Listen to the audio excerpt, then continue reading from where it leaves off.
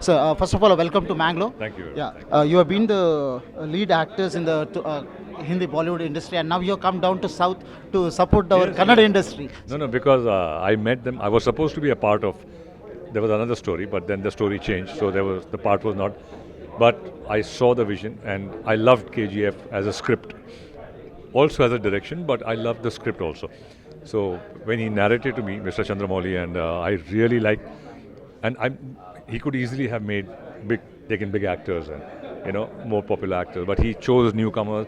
And if you see the trailer, it looks like a big film, So I'm so happy, and he's a very good director. What I saw at least in the trailer, and he's taken newcomers, Dharmesh, and all these people who have come up from dance. I have a lot of love for all the dancers, and I really wish them all the best. And it's really, Being a dancer, what would you like to tell the newcomers?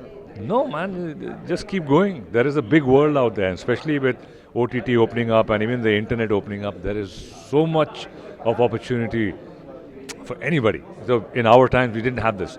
Today, it is so much more to do. So I wish you all the best. All the dancers, keep dancing, guys.